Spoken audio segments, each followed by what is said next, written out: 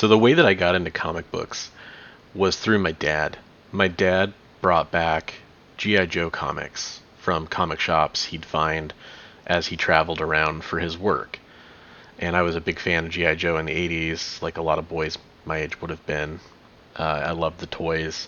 And the comic books were a really cool extension of that.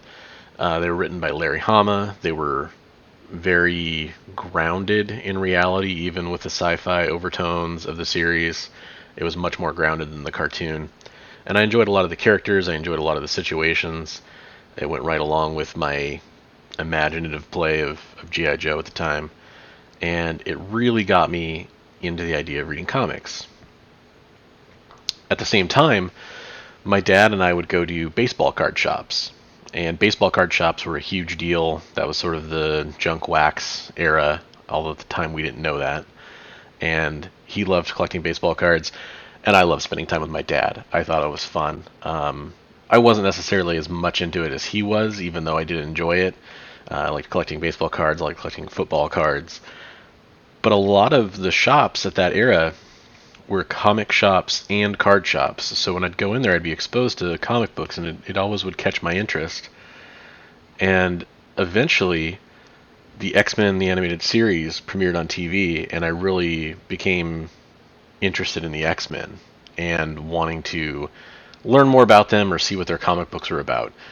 So I remember going to my local card shop that sold comics, digging through an X-Men bin, trying to find Uncanny X-Men, which was weird because I thought I'd just look at X-Men, and found Uncanny X-Men and found Uncanny X-Men 280. And that really just stuck out to me. I was a big Cyclops fan. I loved Wolverine, I loved Gambit, I loved Rogue, but Cyclops was my favorite. And that cover just sticks out to you if you're a Cyclops fan. He's just blasting up into the sky, holding Professor Xavier. Very cool cover. And I read it and I liked it, but I didn't know what was going on, and I realized that I would need to know more of the story. Around the same time, I would go to grocery stores with my mom, and they'd have Wolverine comics on the rack. And I think I bought 68 through 71, I want to say, are the numbers. It was his trip to the Savage Land with Rogue and Jubilee, and he fought Sauron.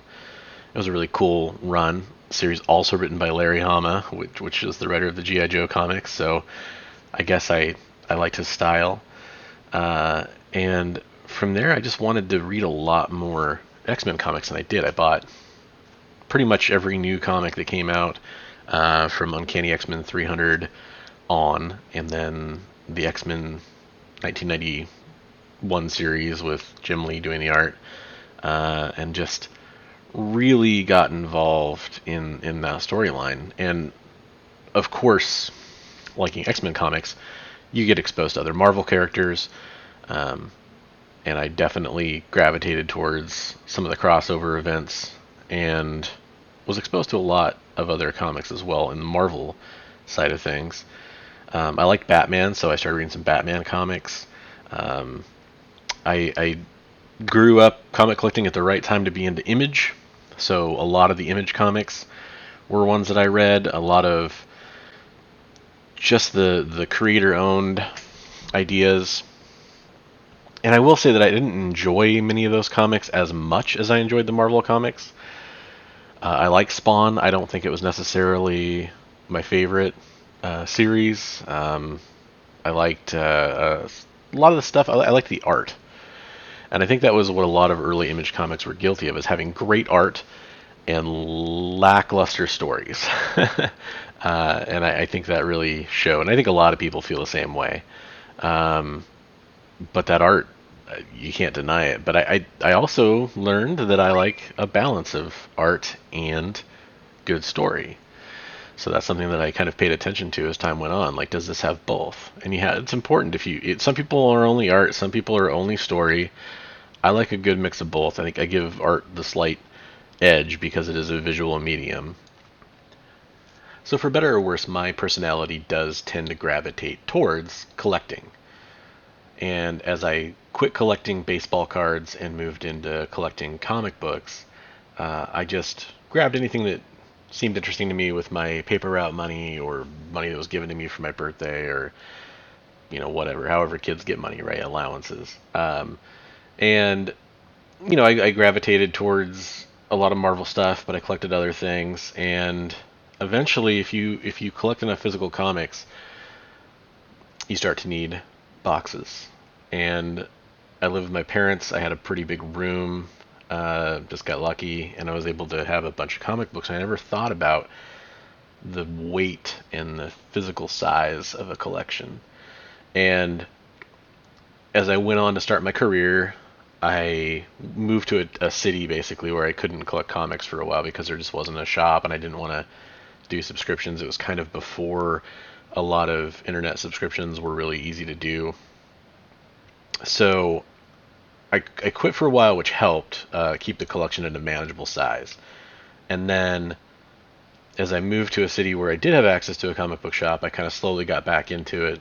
And I will say my taste changed a little bit. I started reading a lot more independent stuff. Um, and I wasn't afraid, since I had a good income at the time, to be pulling series on the regular. So if I liked it, I pulled it, and I would collect it. And I got into like The Walking Dead. I think I started with issue 7 of The Walking Dead. Kind of that time frame. And eventually had enough comic books that every time somebody wanted to help me move, I would get the stink eye when it got to the comic book collection. And I knew it, and I just tried to hide them in a closet and just store them where I could. My girlfriend, who became my wife, we'd always end up with 2-bedroom apartments, even though we didn't really need one, and comic books would always end up in a second bedroom or something like that. And by the way, she's awesome. Like, she's not super into comic books. She likes some, but she always was at least tolerating my collection, which is a great thing, and I got to give her props for that.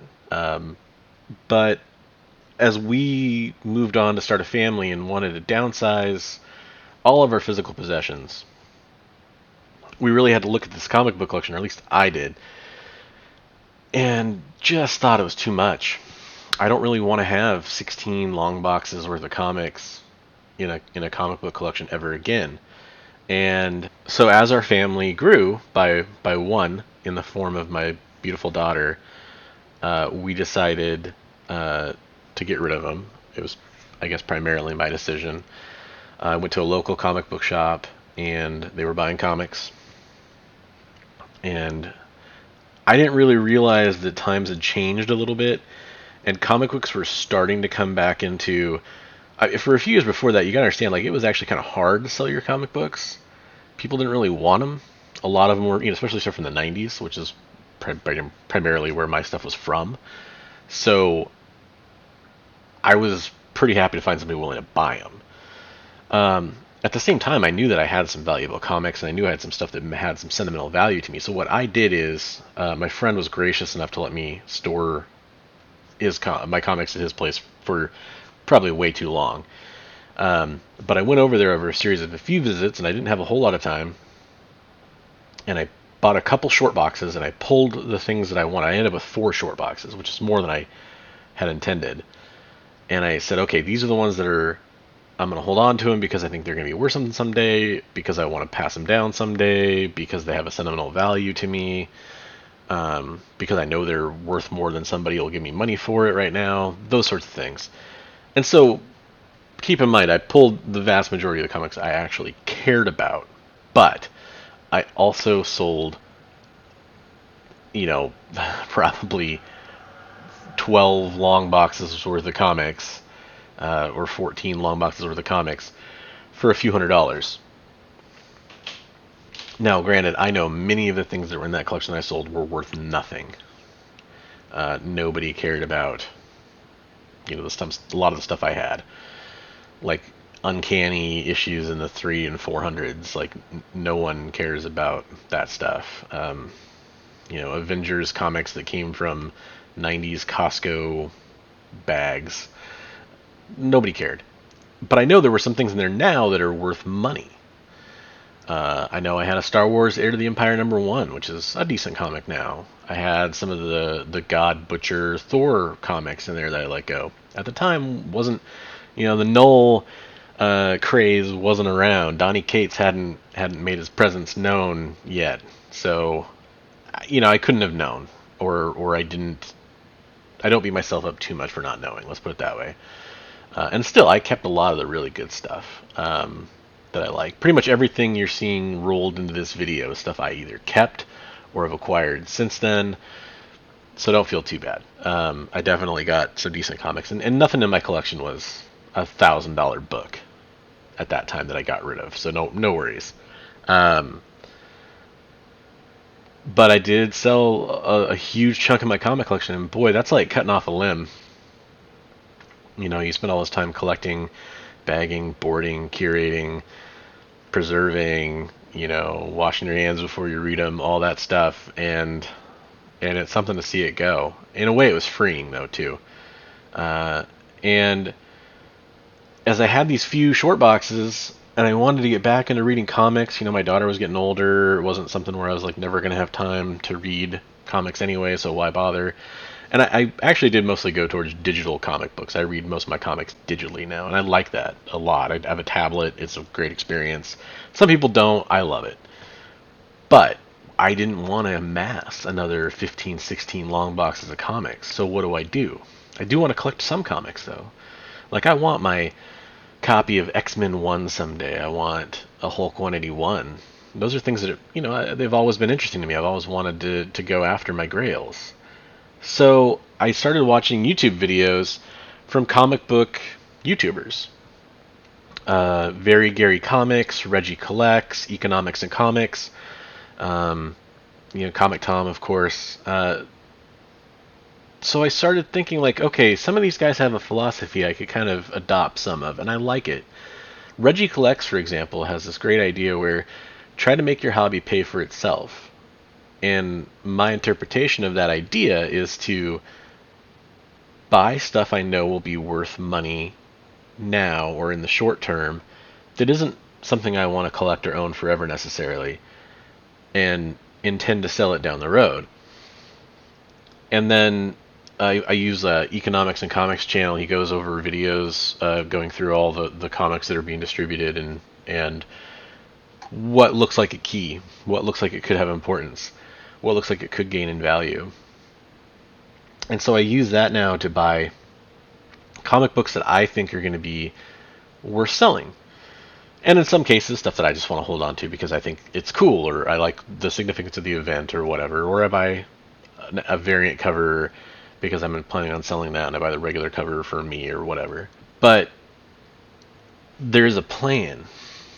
I know how big I want that collection to ever get. I love the idea of storing comic books in legal size file drawer cabinets. I think it's a very clean way to store them. I don't have to unstack and restack boxes or create heavy shelves to put boxes on. So I know about how big I want the collection to ever get. And I know, like, I have a list now. So I sat down, and I wrote out a list of comics that I actually want in my collection 5 years down the road, 10 years down the road, whenever I can afford them. And everything else is fair game. So step one in the process was figuring out what I want to do. Step two was taking my comics that were valuable from my childhood and my young adult and 20s and 30s collection, and sending some of those comic books off to CGC to get them graded so they'll be easier to sell. Some of them I think were worth grading. We'll see. And where this channel is going next is looking at those submissions I've made, and my next video will probably be going over that first submission I made. I took pictures of all the comics that were going in there, and we'll go over some of the details. I'll give you what I think they should grade as. And that's part of what I want to learn is, okay, I'm sending it off at this grade. What does it come back as? And I think that's going to be very interesting to see. And I'll do an unboxing video, of course, too. I know those are a big deal. I'm not a in front of the camera kind of guy, but I'll do one of those because I know it's important. People want to see that, and I get it. I love watching those too. So we'll see where we end up, and then I'll do a recap and say, Okay, these grades, these are what these comics should be worth. Did I make mistakes submitting them? I know I did. Um, did I score big and I can sell this comic for money that'll fund my personal grails in my collection? Hopefully. And that's the idea. So that'll probably be the next video you see from me guys. If you've stuck around this long, I appreciate you listening to some kid ramble about his comic book collection. And hopefully we will be really pleased with the results from that first submission. And I'll see you in the next video. Thanks.